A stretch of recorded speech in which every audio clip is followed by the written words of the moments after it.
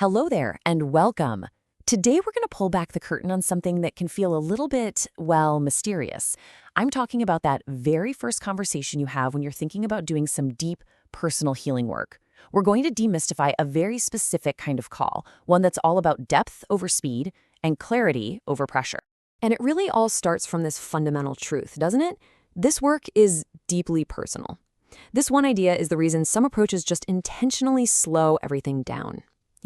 They create a space of real respect and care from the very first moment because when the work is this important, the introduction to it should be just as thoughtful. So let's just look at this comparison because it really gets to the heart of it. On one side, you've got that quick screening call. It's maybe 15, 20 minutes, feels rushed, and it's really designed to just check some boxes. The goal is just to screen people. But then look at the other side. An intentional conversation, it's spacious. We're talking 60 to 90 minutes. It's about deep listening. And the goal? It completely flips from screening you out to truly understanding you. It's a world of difference. Okay, so what does this intentional conversation actually look like? Well, spacious doesn't mean it's all loosey-goosey and unstructured. Actually, it's the opposite. It has a really clear and deliberate structure that makes that deep, grounding exploration possible. The whole purpose really boils down to three simple but super powerful goals. First, to really, truly listen to what's going on for you.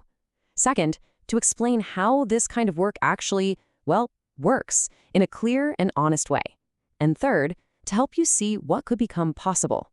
It's not a pitch, it's a collaborative exploration that you do together. And this collaboration follows a really elegant and simple roadmap, often called the 3 Ps. You've got the problem, the process, and the possibility. This simple framework holds the entire conversation, making sure it stays both deep and incredibly clear. All right, let's dive into that first P, the problem. Now, this isn't just about you listing off everything that's wrong. It's about how your story is heard. It's about being seen and heard in a way that, honestly, might feel completely new to you. It's called being heard systemically. So what does that even mean, systemic listening? Well, it means hearing not just your story, but the patterns that are running underneath it all. It means noticing how your body is responding while you talk.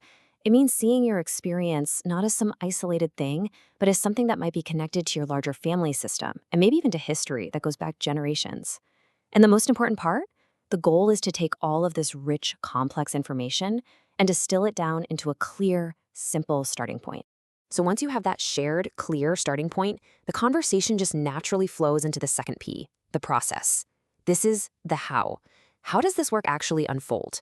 This whole part is about demystifying the journey, making it feel clear, and maybe, most importantly, making it feel safe. For instance, instead of just throwing out some fancy term like body-based healing, this process is about clearly defining it. Explaining that it's an approach that really honors the body's wisdom, that sees our physical responses as a key part of understanding and healing. That commitment to clarity is everything. And that's because the whole intention right here is to help you feel oriented and safe. You can't feel safe if you're confused or just being overloaded with technical jargon, right? This part of the conversation is all about giving you a map so you feel grounded enough to make an informed choice for yourself. And all of that brings us to the final beautiful P, the possibility. After we've explored the what and the how, this part is all about the why.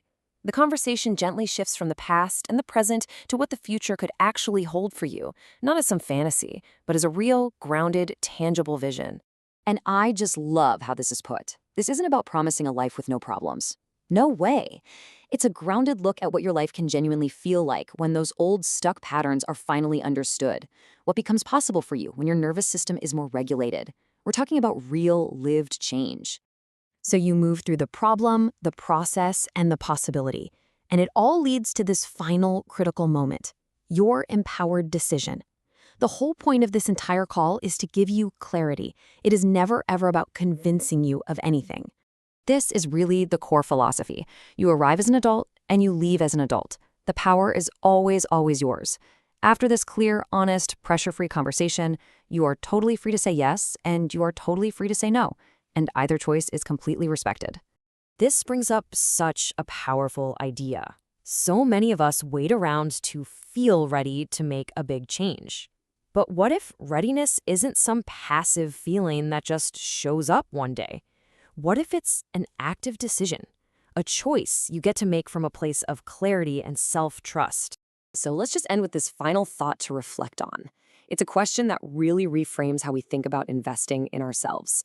If you're worried about the cost of going for it, consider the cost of staying exactly where you are. That's a powerful question to just sit with for a little while as you think about your own path forward.